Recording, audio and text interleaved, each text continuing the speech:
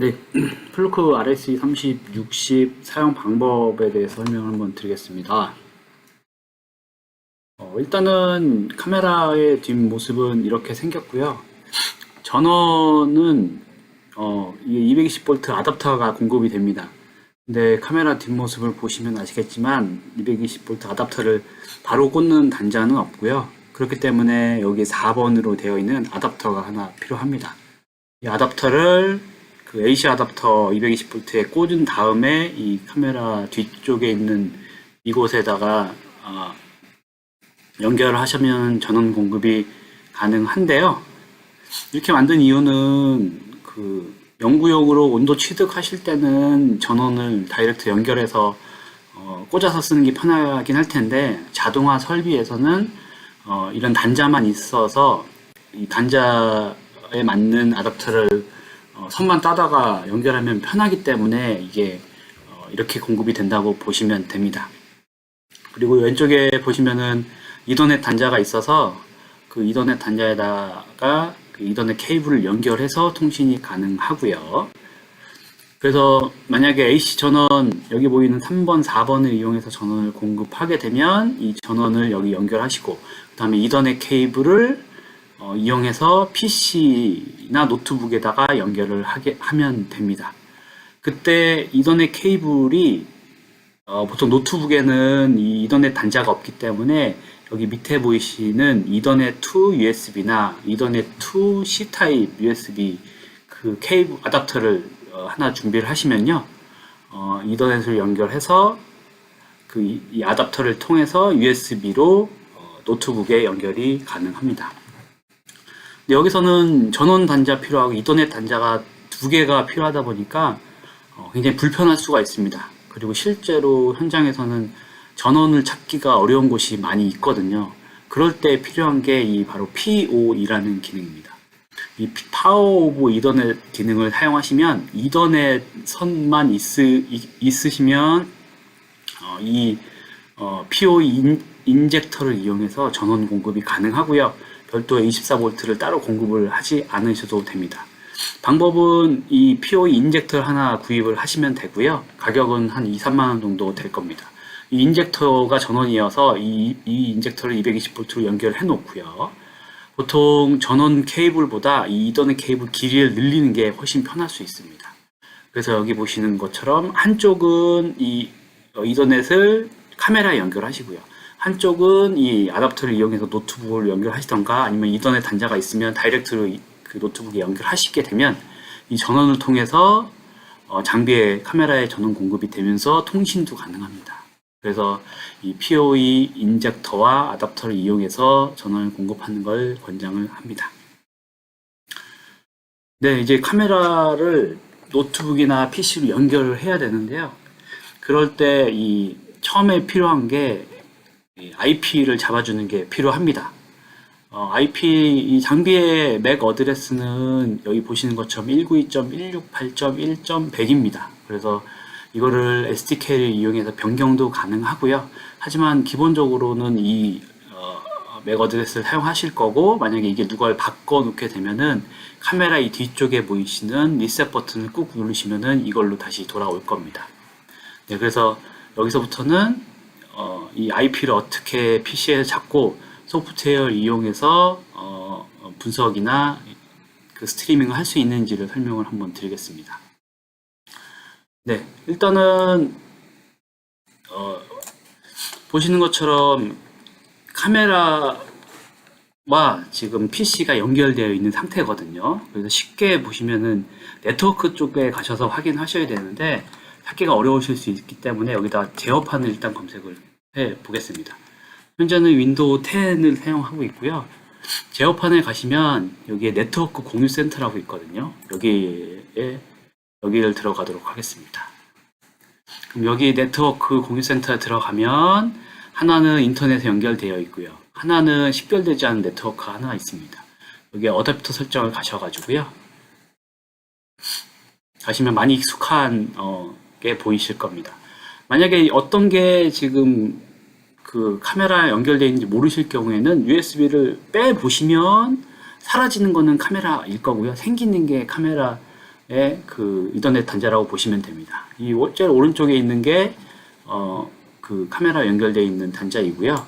오른쪽을 누르셔서 속성을 누르시게 되면 여기에 지금 저희 PC는 보안 때문에 관리자 권한이 있어서 이렇고요.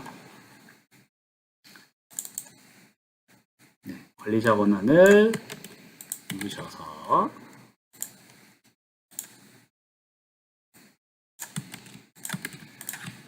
관리자 권한이 없으면은 바로 이 지금 보이는 이제 보일 창에 연결이 될 겁니다.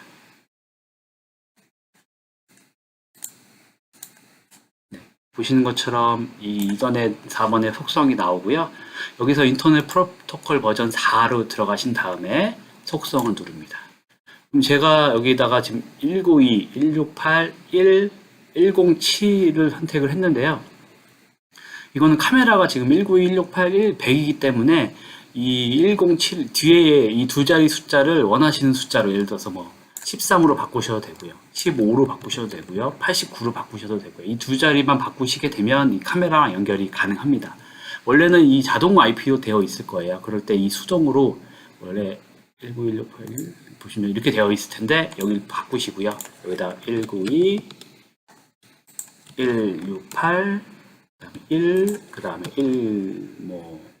14, 25 이런 식으로 바꾸시고 여기 탭을 누르시면 255라는 서브넷 마스크가 설정이 될 겁니다. 이렇게 한번 바꿔놓으시고 확인을 누르시면 됩니다. 그리고 닫으시고요. 그러면 이제 IP는 카메라랑 설정이 맞춰졌습니다. 이렇게 한 번만 하시면 되고요. 소프트웨어는 여기 스마트뷰 IR이라는 소프트웨어인데요. 소프트웨어가 기존의 그 스마트뷰 클래식하고 바뀌었습니다. 그래서 이 카메라 사용을 위해서는 스마트뷰 IR 소프트웨어를 설치를 하셔야 되고요. 여기 보시면은 되게 휑한데요. 두 가지 메뉴가 있습니다. IR 카메라 워크페이스랑 파일 워크페이스가 있어서 일단 IR 카메라 워크페이스에서는 카메라를 각각 두 개를 연결하는 데 사용하는 이런 메뉴고요. 얘는 파일을 10개를 각각 여러 가지 편집하는 거고요. 파일을 열게 돼서 이 메뉴를 선택하신 다음에 파일을 여는 방식입니다. 이건 좀 이따 설명 한번 드릴 거고요.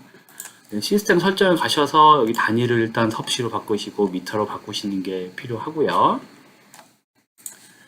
카메라를 먼저 연결하겠습니다. 세션에 들어가서 카메라 선택하시고 IR 카메라를 선택합니다. 그러면 이런 카메라를 연결할 수 있는 창이 하나 나오거든요. 그럴 때 여기다가 만약에 여기 보시면요. 메뉴를 이렇게 사용하고 싶으실 수 있잖아요. 그렇게 이 메뉴가 있고 그래프가 있는 이 메뉴를 사용하고 싶으시면 이 마우스 창에서 오른쪽을 누르시면 워크페이스 레이어 저장이라고 있습니다. 저장을 선택하시면 이 창이 저장이 될 겁니다. 한번 보여드리겠습니다. 닫고요. 세션에서 AR 카메라를 여시면 이 워크페이스 그대로 열리거든요. 이런 방식으로 저장하시면 되고요. 열리면 연결은 여기 번개 모양을 사용하시면 되고 연결하시고 이더넷과 USB가 있는데 이더넷으로 선택해 주시고요. 그 다음에 이 IP는 카메라 IP를 넣어줍니다. 192, 168, 100. 그 다음에 여기는 기본으로 되어 있을 텐데 1080으로 되어 있을 겁니다. 선택을 해 보시면 바로 이제 카메라랑 연결이 굉장히 빠르게 되거든요. 된 다음에 화면이 보여지게 될 것입니다. 네. 그래서 원래는 여기 보시면 왼쪽에 하나하나 설명을 드릴 텐데요. 초점은 자동 초점입니다. 여기 자동 버튼 누르시게 되면 카메라가 삐삐 이동을 하게 되면서 초점을 맞추게 되는데 좀 가까워서 좀 이렇게 표시가 될 거고요.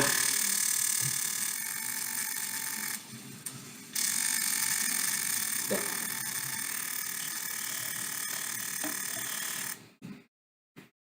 네.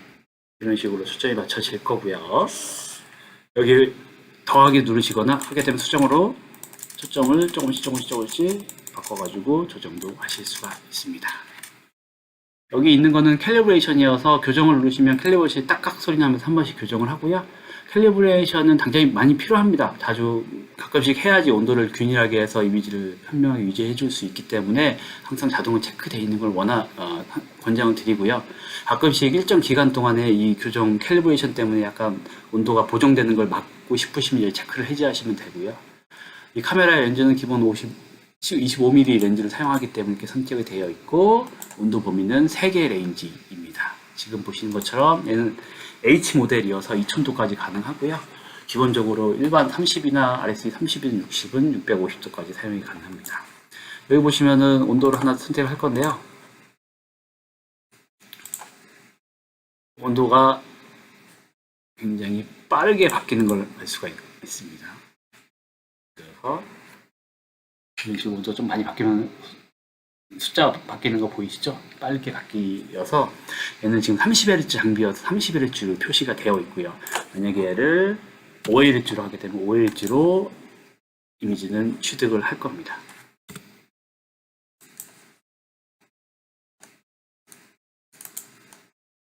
네, 그러면 초당 5번씩 딱 끊겨가지고 온도가 바뀌는 걸 보실 수가 있습니다.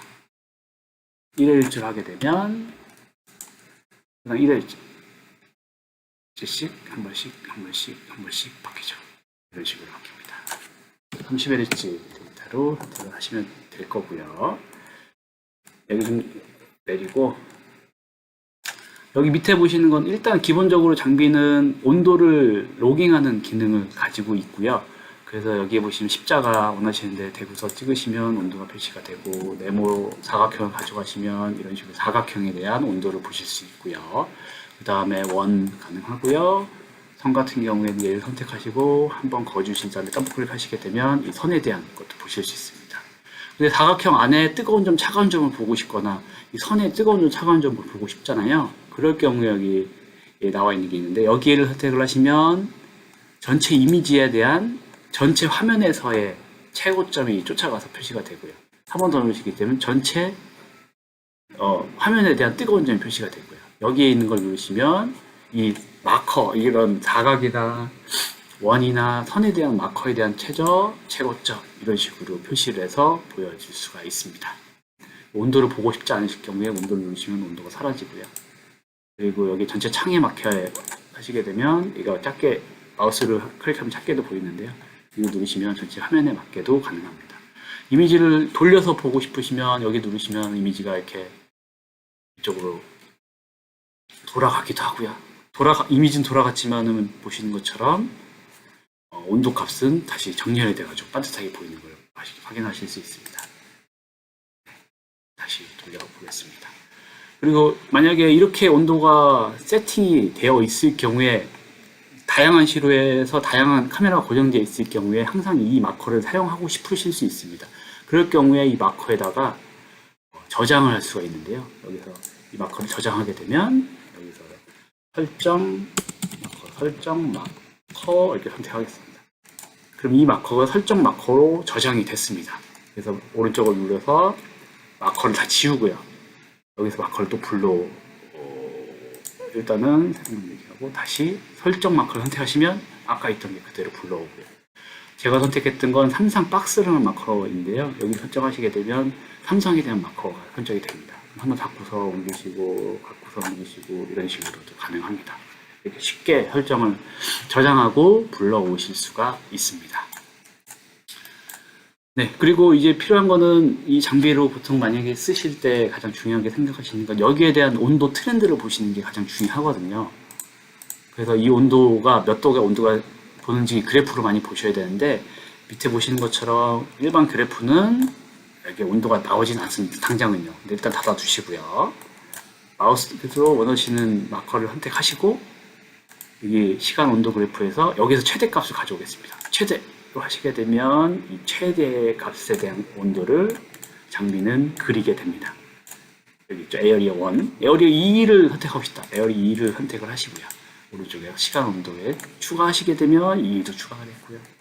3번에서 가셔가지고 하시면 3번, 3개도 같이 추가가 됩니다. 이런 식으로 온도를 쭉 관리하실 수 있고, 얘는 시작 시간부터 이렇게 기록해서 보실 수가 있는데요. 여기서 온도를 전체 화면에 대해서 보시거나 아니면은 이 화면에 대해서 맞춰서 보시거나 온도 여기를 누르게 되면 이 시간 대역이 점점 넓어지면서 이 온도 대역을 맞추실 수도 있고요. 아니면 난 현재 시간을 중심으로 보고 싶다 하시면 마우스 클릭하시고 실제 시간 선택하시면 실제 시간에 대한 데이터로 추적도 가능합니다.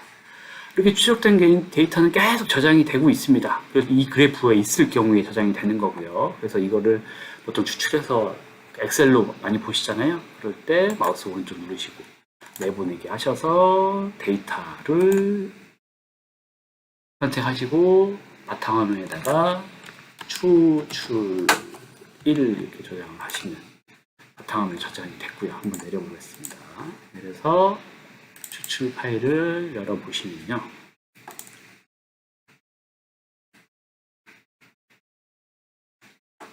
네. 방금 측정했던 데이터가 이렇게 아까 실제 시간으로 했으니까 실제 시간별로 온도 데이터가 쭉 기록이 됐고요. 처음에는 얘가 추가가 안 돼 있기 때문에 뒤에 여기는 없을 거고요. 뒤쪽에 오시면 온도가 3개가 다 나오는 게 보이실 겁니다. 지금은 초당 30프레임으로 촬영을 아까 설정을 했잖아요. 그래서 초당 30개의 프레임이 다 저장되어 있는 걸 확인하실 수가 있습니다. 쉽게 데이터 추출이 가능합니다. 네. 그래서 여기 중간에 로깅을 하시다가 촬영을 하고 싶거나 하시면요. 여기에 일단 온도는 잠깐 내려보고요. 여기에 가셔가지고 스냅샷을 촬영하게 되면 이 스냅샷이 촬영이 됩니다. 더블 클릭하시면 저장이 일단 됐는데요. 얘가 파일이라고 보시면 됩니다. 마찬가지로 온도 어떻게 보시고 원하시는 대로 그리고 온도 값도 표시 위로 눌러서 표시를 하시고 하시면 쉽게 보실 수 있고요. 이 파일은 JPG입니다. 그냥 그림 파일인데요. JPG여서 한번 보여드리면 여기에 들어가셔가지고요. 저장은 일단 설정 경로가 아까 설정해서 이 사진으로 되어 있거든요. 사진을 가셔서 스마트뷰 IR에 저장이 되어 있기 때문에 여기 가시면 이 JPG로 설정이 되어 있는데 이거는 그림이잖아요. 그래서 그림으로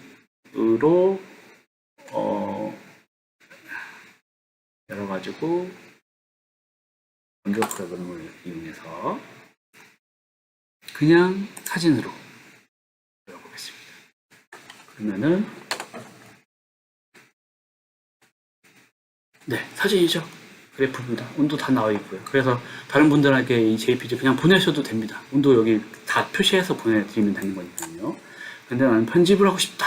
그러면 더블 클릭하면 어떻게 되나요? 한번 해도 그림으로 열리니까 이때 필요한 게 맨 처음 화면 세션에서 IR 워크페이스에서 하나 지금 파일 1은 아까 열었고요. 2라는 창을 하나 연 다음에 여기서 이제 불러옵니다. 여기서 사진 가셔가지고요. 스마트뷰 IR 가셔서 JPG를 가져오면 JPG가 열리죠. 그 JPG 그림 파일인데 온도를 클릭을 할 수가 있고 편집이 됩니다. 저희도 이런 식으로 이제 가능하게 되었습니다. 이런 식으로 해서 또 다시 저장도 하실 수 있고 파일을 그대로 주실 수도 있습니다. 네. 다시 한번 온라인 파일로 가시면요. 여기 파일 가셔가지고 지금 그래프도 있기 때문에 그래프를 이용해서 온도를 다시 한번 가져오겠습니다. 여기 그래프 불러오고 있잖아요.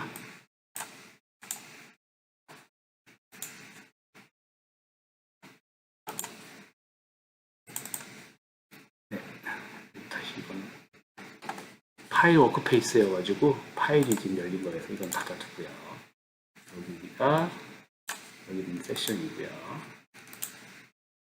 실시간으로 나오는 곳 여기도 파일이고요.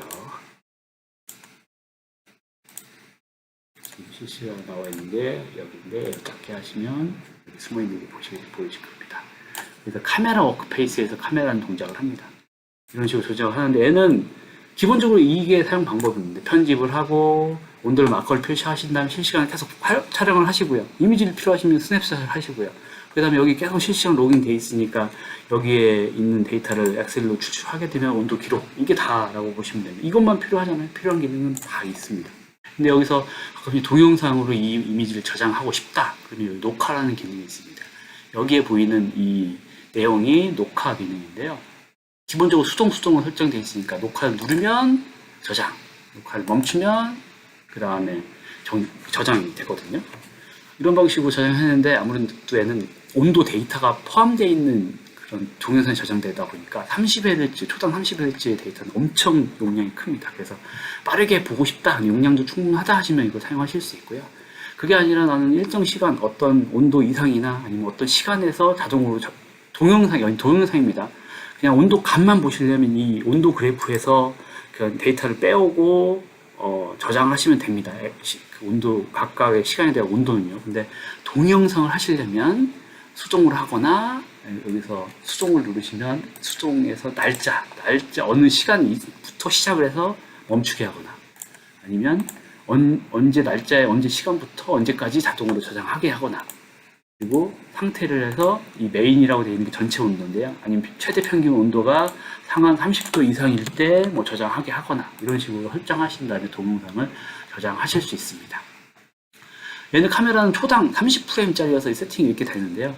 여기는 동영상 녹화는 프레임당 초로 설정이 되어 있어서 한 프레임을 동영상 프레임을 1초로 할 건지 1초 이상으로 설정이 가능합니다. 그렇기 때문에 장시간 같은 경우에는 동영상 용량이 너무 커지기 때문에 그대로 이거 녹화 속도 없이 저장하는 것보다는 녹화 속도 설정하셔가지고 초당 한 프레임 그래서 온도가 쉽게 바뀌지 않은 대신에 용량이 충분할 거거든요. 그래서 아니면 초당 열장하게 되면 10초에 한 번씩 저장을 하게 되어서 용량 관리를 하실 수가 있습니다. 이런 식으로 하실 수 있습니다. 그래서 이 RSE 3060은 소프트웨어도 굉장히 진짜 무료이고요. 그 다음에 카메라랑 연동도 쉽고 소프트웨어 사용 방법도 굉장히 간편합니다. 데이터 추출하기도 쉽고요. 그래서 첫 번째 사용 용도는 고객이 온도 관리를 하고 싶다. 그냥 온도를 측정해서 데이터를 수집하고 싶다라고 하실 경우에는 최적의 장비라고 보시면 되고요. 근데 두 번째는 이 어떤 카메라를 설치하신 다음에 모니터링 하고요. 근데 어떤 트리거가 발생됐을 때 촬영을 하거나 아니면은 자동으로 저장하거나 제어를 하고 싶을 수가 있잖아요. 그럴 때 이 카메라에는 뒤에 이 아웃풋 단자가 있습니다. 아웃풋 단자를 통해서 뭐 2에서 10에서 5V를 출력을 하거나 아니면 4에서 20mm를 출력을 하거나 할 수 있는데요. 이 기능을 사용을 하시려면 저희가 별도의 이 소프트웨어가 아닌 별도의 SDK를 제공합니다. 중요한 건 SDK가 무상이기 때문에 이 C샵으로 되어 있거든요. 근데 고객 그 엔지니어나 SI 업체에서 손쉽게 그걸 이용해서 뭐 그런 트리거 기능들을 이용해서 소프트웨어를 만드실 수가 있습니다. 그래서 이 단자를 필요하시게 되면은 저희가 보내드렸던 SDK를 이용해서 사용을 하시면 됩니다. 네, 이상 간략하게 설명을 드렸습니다. 이 한번 장비를 사용해 보시고요. 궁금하신 점 있으시면 한번 해보시고 알려주십시오. 감사합니다.